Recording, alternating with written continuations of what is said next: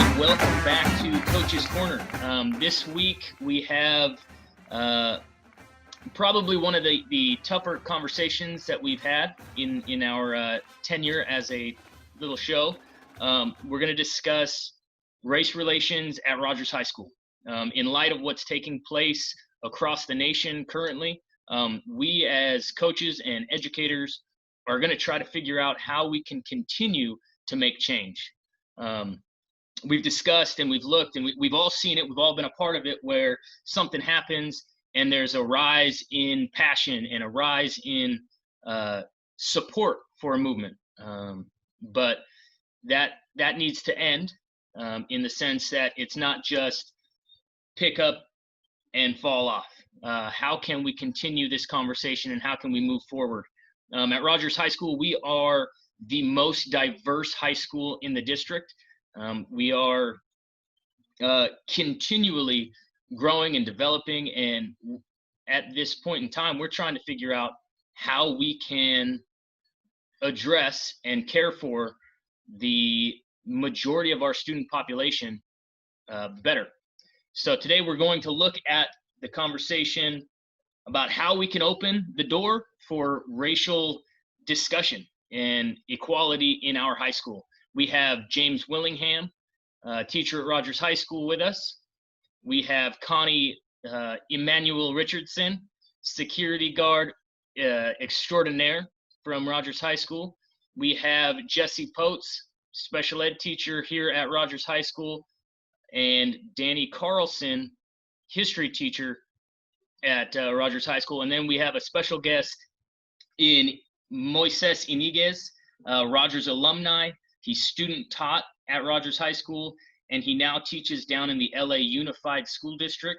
So he's got a unique perspective in seeing what Rogers was and discussing what Rogers can be. So we're going to open conversation. We're going to start with Mr. Carlson, and we are going to look at the idea, how can we open the door for discussing race in our classrooms?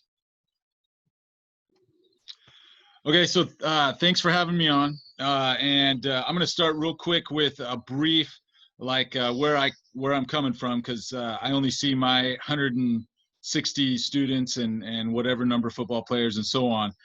So first off, I'm from a small town, Eastern Washington, and then just so the part where things started to change for me, I went to PLU in Tacoma. And then after that, I actually did some substituting in the Madera School District in California, which is probably where eye-opening part for me. They were 75% Hispanic in that school district. The high school was a 5,000-person high school. And that's where I started to see things a little bit differently. The other part was my dad was in the military. So I got a little different perspective before I moved to Ritzville as well. But then, I mean, pretty much growing up in my small little world, I didn't get to really experience things until I went off to college. And so then it takes me to Rogers, and I've been at Rogers since 2002. I have seen the school change to what it is today. Like, for instance, Moises, I was there when he was at Rogers. I actually had his brother when I was student teaching at Callis, and I've seen the changes go through the Rogers High School for sure. And when we talked about this particular topic, when you brought this up, I wrote some things down. I jotted down, okay, so where does it start? And for me, what the first thing that, as a history teacher, is the understanding. Because I'm not real sure that that's something that everyone understands what the situation is, right? They only have their perspective, and we've talked before we got on here, blinders, and they only have that part of it. And so that was the first one for me, was we have to somehow get the understanding across, not just to the kids, the teachers, right? Because this is a tough topic, and I'm not sure where everyone is coming from, because that's the other part of it as well. And then the other part that I had down was it can't just be Rodgers. I think it's interesting that just before all of the things that transpired in the United States, we had a safe schools on a topic that goes right along with this, right? The implicit bias that goes on in America. And it was ironic for me that this took place after we just had to get that done. It was literally, I think, a week after we were supposed to have it done. And it goes right along with the situation that America is in. So I think you could build off of that district wide, and then in our own small community of Rogers, I think we can go forward, hopefully, and bring the whole staff and everybody on board. I mean, that's kind of where I was coming from in that one question anyway. Right on. Thank you, Danny. We're going to move to Connie. If you could go ahead and share with us how you believe we can open up a conversation about race in our school and improve and create a positive racial narrative for our lives at Rogers. My name is Connie Richardson, campus security at Rogers. I'm from the East Coast, a little place called White Plains, New York, located 45 minutes out of the city. I've been over in Seattle for over half my life now. I've been at Rogers now for 6 or 7 years. I knew Danny back in 2002 when I was a sub there. And Rogers has changed a lot. There's quite a few ways we can open doors. One, we have core flex groups that James and I were involved in last year with our young men of color. There's just gotta have open dialogue, truthful dialogue to our kids somehow. TV, Ram TV, we talked about that earlier today. I stole that from somebody. And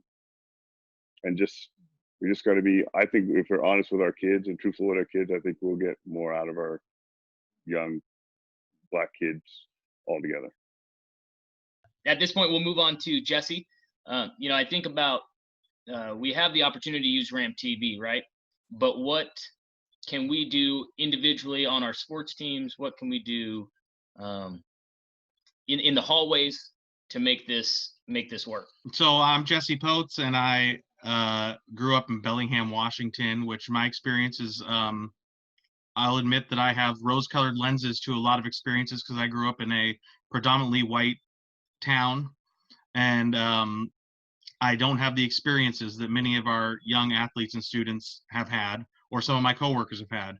So opening up the dialogue, I think, is centered around uncomfortable conversation, as Danny and Connie have touched on.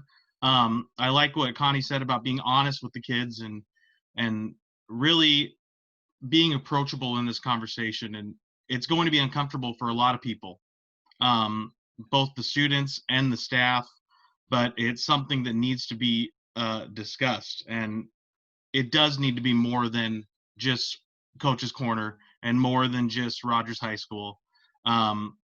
We need to figure out how to expand that and reach more people. And I also want to piggyback on what Rambo said earlier, where we don't want to just talk about it because it's a hot button topic right now.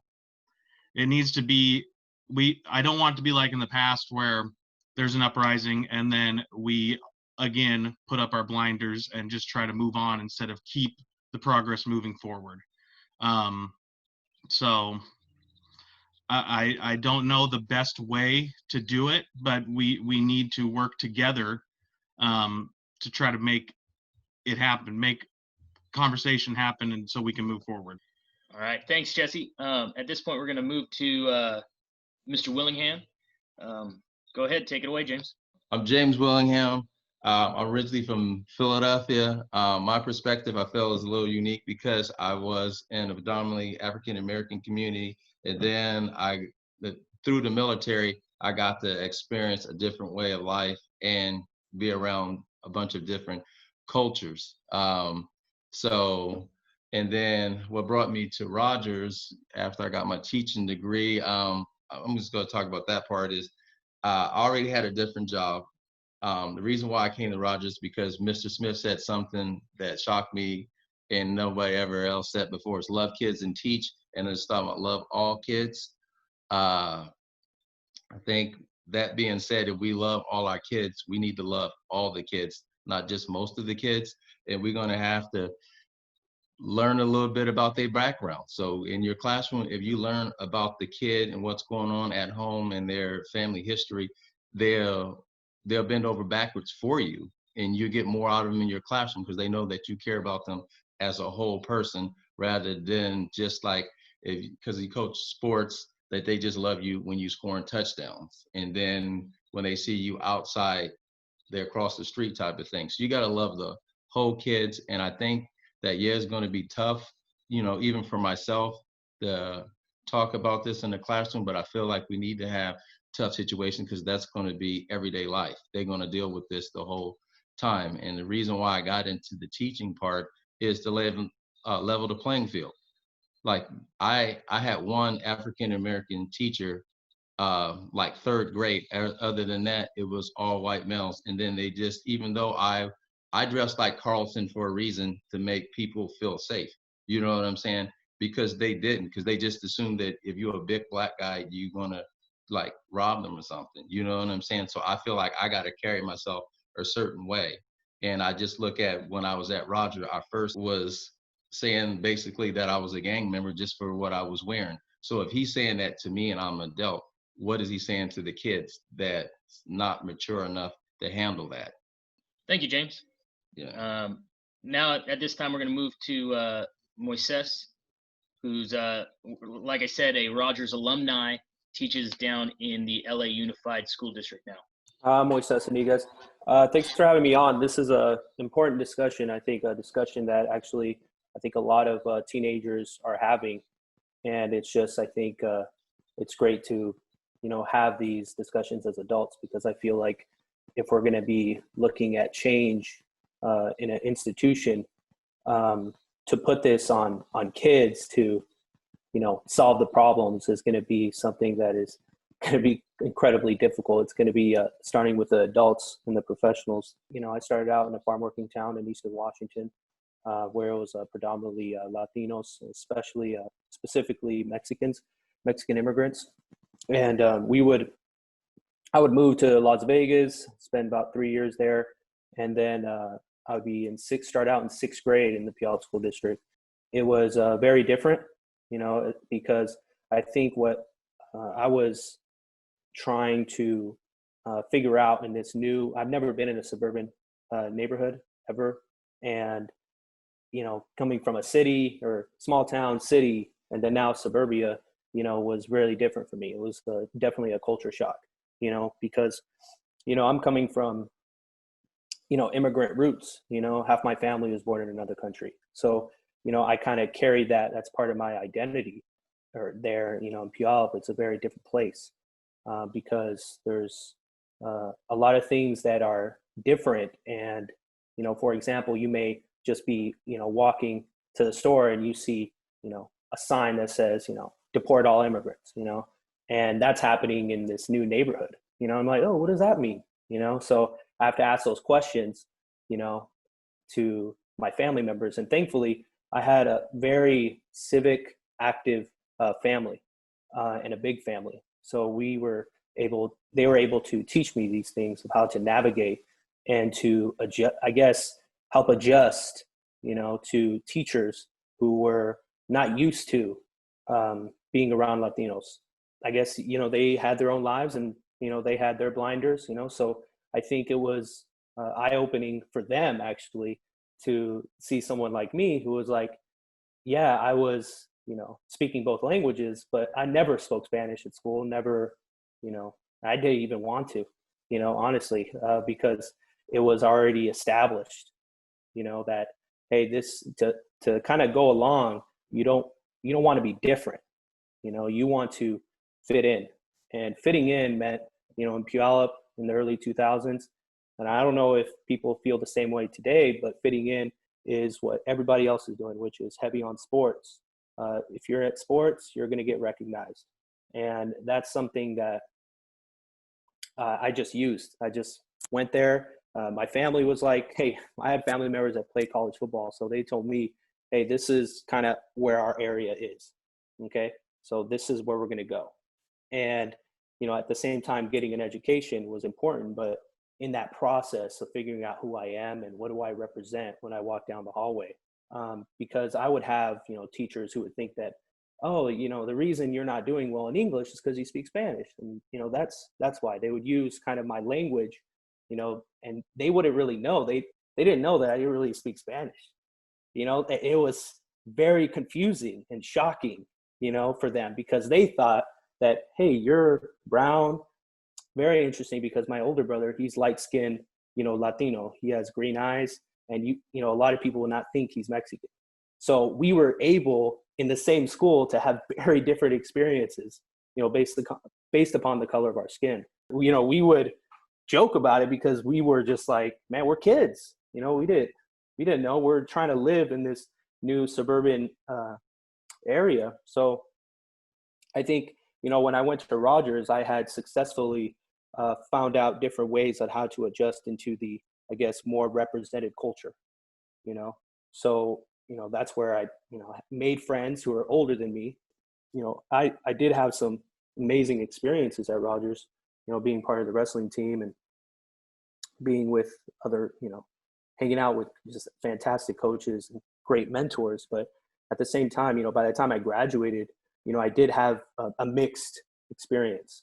On the one hand, I did have fantastic teachers, great mentors, but at the other side, I just like, but there was, in the beginning of my years adjusting into Puyallup, it was incredibly difficult. Well, and you've got a different experience than quite a few kids, especially, you look at just the home life with you and your brother, looking different, but being from the exact same background. With that, is there one takeaway? Because were at Highline High School for a little bit. Now you're down in LA. What is one thing that helps in terms of, because those are both two very diverse locations, what's one thing that helps kind of unify those areas? Well, what helps, it's a great question. So what helps people unify is having different forms of expression. I think where you are in diverse, settings, you will have that different forms of expression. I think, Justin, when I was at Highline, I would invite you to these functions and you would kind of be blown away. You'd be like, whoa, this is different. This is something that doesn't happen in Puyallup, So I think, that's what diversity does. And I think having more levels, because I think a lot of students just want to be seen. A lot of people just want to be heard, and they don't want to be heard by just doing, okay, I'm going to do sports and behave myself. And, so I think it's these different forms of expression. I think we would hold, regular meetings with people where they're just, sharing each other's culture, hanging out with one another. I think a lot of times we want to jump right in, right? And go into these uncomfortable discussions. And I think a lot of people are not ready for that.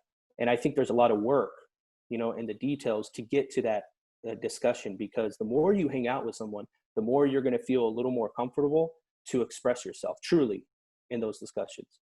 So I think one of those things is really getting, these summits together where you're having students express themselves differently, whether it be through art, whether it be, poetry slams. There's like different levels that we can go. I think if we can really encourage and empower students to really express themselves in different ways, I think that would be a great start. I think that's great. And we got lots of opportunities, and we've talked and we've had multiple discussions already on how to provide that opportunity, whether it's through RAM TV or representation of a group over, we got 9 months of school, 10 months of school. How can we represent those groups? In the future, we'll talk more about, specifics and how we can help our students outside of the white community feel comfortable. 48.5% of the Rogers population is not white. That's a lot, getting to that majority part of our student body. So we got to do better. We got to work hard, and it's got to be continuous and deliberate. We're starting to have that conversation, and I hope you will continue to have those conversations with us and with others. And I want to make sure that it's not, as Jesse said, a flash in the pan. We want to better our school, better our community. With that, we are going to transition into a quick induction into the Grit Grid, the Ron Schurer Grit Grid, which this week is kind of it's a cool induction. It's a group of people.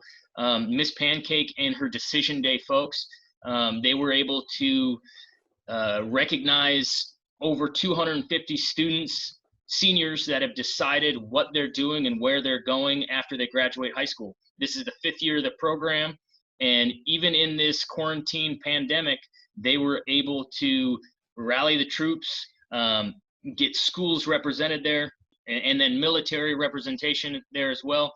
So we're able to highlight students as they move forward in life. Apprenticeships, college, 2-year college, doesn't matter. It's exciting, it's fun.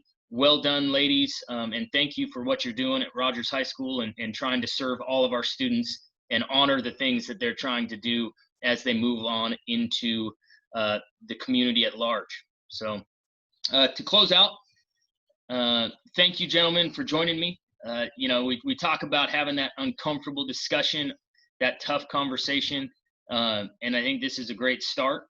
I respect all of you and your opinions, and that's why we're doing this. So you all have a great story to tell. So I appreciate you being willing to share it and be a part of this. So, well, thank you very much, gentlemen, and we will see you next week on Coach's Corner.